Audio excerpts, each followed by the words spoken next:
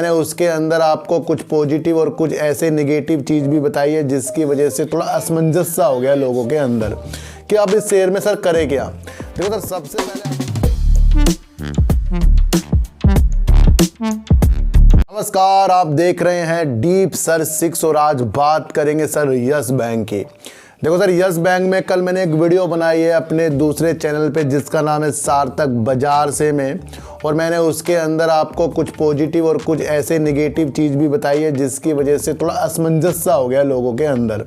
कि अब इस शेयर में सर करे क्या। देखो सर, सबसे पहले आपको एक चीज़ बता दूं कि शेयर मार्केट में जो चीज़ें आपको महसूस हो रही हैं, जो चीज़ों पे आपको वर्क करना है, वो चीज़ें आपको अपने अनुसार करनी चाहिए, क्योंकि किसी के भी कहने पर आप शेयरों को निकालोगे फिर वो शेयर आगे जाकर फिर ऊपर की तरफ जाने लग जाएंगे, फिर आपका हृदय टूट जाएगा।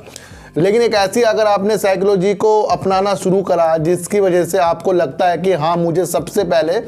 अपने को सेव करना है, तो अगर हमने इतने दिनों तक यस बैंक को 12 रुपये में झेला है, 13 रुपये में झेला है, 14 रुपये में झेला है, और उस बैंक से हमें इतनी ज़्यादा टेंशन हो जाती थी कि हमारा लॉस बहुत ज़्यादा हो रहा है, तो अब इस शेयर में हमें रुकना चाहिए, नहीं रुकना चाहिए। उस टाइम आपकी ऐसी अभिलाषा होती थी,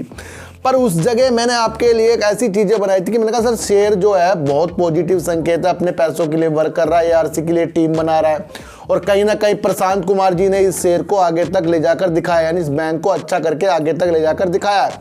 लेकिन शेयर फिर भी और ज़्यादा तेज़ी के संकेत आपको नहीं देखने को मिला है। फिर भी जिसकी जो अभिलाषा होती है, इस बैंक में अपनी अभिलाषा को अच्छा करने के लिए तुला पड़ा है कि भाई इसी शेयर से हमें करोड़पति बनना है। लेकिन मैं जिस तरीके से एक तेजी आपको कल देखने को मिली है कि दो जो निवेशक हैं इसके अंदर इन्वेस्टमेंट करना चाह रहे हैं करीब 8,000 करोड़ रुपए का, उसे आधार बिंदु बनाकर न्यूज में आ रहा है कि इसकी वजह से बड़े बड़े जो विशेषज्ञ होते हैं उन्होंने कहा कि इसकी वजह से इसके अंदर तेजी आई है। देखो सर, अगर इसकी वजह से इसके अंदर तेजी आई है और उसके अंदर वो स्टेक ले रहे हैं, तो ये तेजी फिर ज़्यादा दिन के लिए तो नहीं हो सकती, क्योंकि ये स्टेक लेंगे तो फिर किसी ना किसी का स्टेक जाएगा। और आपको पता है कि सर SBI ने, ICICI बैंक ने और अदर कंपनियों ने यस बैंक को संभाला हुआ है और सबसे ज़्यादा स्टेक इसके अंदर SBI है। लेकिन एक न्यूज़ जो पहले निकल कर आई थी कि इसके अंदर जो इसके निवेशक है जिसने स्टेक ले रखा है वो इसके अंदर बने रहेंगे। लेकिन जब जिस तरीके से दो निवेशक भारी आ रहे हैं इसके अंदर, जो 8,000 करोड़ रुपए इसके अंदर अपना इन्वेस्टमेंट करेंगे, तो क्या पता आगे जाकर जिस तरीके से लॉकिंग पीरियड खुले, कुछ लोग इसके अंदर से निकले, तो वहां पर एक अच्छी सी स्थिति नहीं पैदा होगी, वहां पर एक गिरावट की स्थिति पैदा हो जाएगी। और आपको पता है कि ये शेयर मार्केट जो है, जो हम सोचते हैं वो आगे जाके होता नहीं, और होता वो है जो हम सोचते नहीं, तो हम वो क्यों ना सोचे जो होगा। तो वही मैंने आपको एक मकसद बताया था कि आगे जाकर इसके अंदर से अगर स्टेक कोई भी कंपनी अपना हटाती है, जैसे SBI हटाती है, कोई भी हटाती है, तो वो न्यूज़ में आएगा, फिर न्यूज़ में निगेटिव असर पड़ेगा, फिर कहीं ना कहीं इन शेयरों में गिरावट आगे जाकर मार्च में होने की उम्मीद है। देखो सर, कुछ भी चीज़ों को हमें आंकलन पहले कर लेना चाहिए।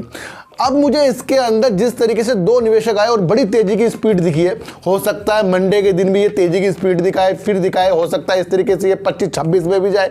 लेकिन पीछे से जो NBFC एक गैर बैंकिंग वित्तीय संस्थान है, उसने यस बैंक पे केस कर दिया, रिट याचिका दायर कर दी है, जिसके अंदर उसने कहा है कि जेसी फ्लावर को जो ये अपना ARC दे रहे हैं उसमें से इनको कुछ भी प्राप्त होने वाला नहीं है। तो ये एक निगेटिव न्यूज़ निकल कर आ गई है, जिसे दिल्ली उच्च न्यायालय में इन्होंने केस भी डाल दिया है। तो कहीं ना कहीं जहां एक तेजी, फिर वहां एक गिरावट वाली न्यूज़। और उससे पहले जो 8300 करोड़ रुपए सरबस को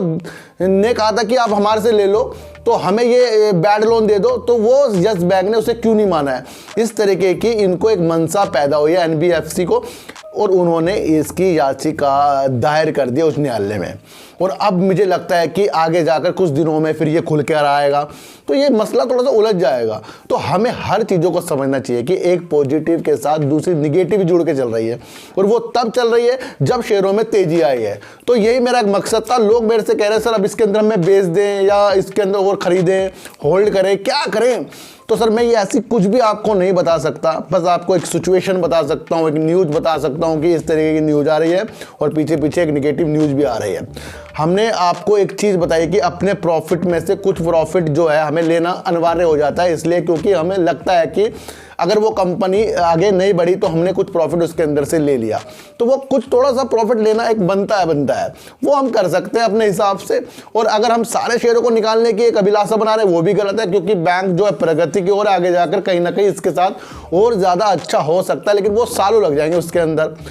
फिर आपको ये समझ लेना चाहिए कि इस बैंक में हमें अपना कुछ इन्वेस्ट तो करके रखना चाहिए,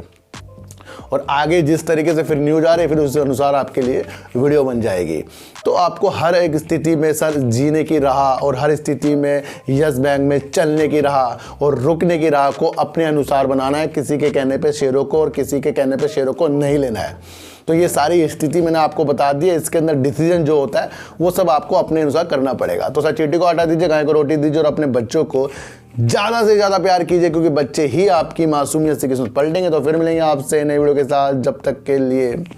नमस्कार।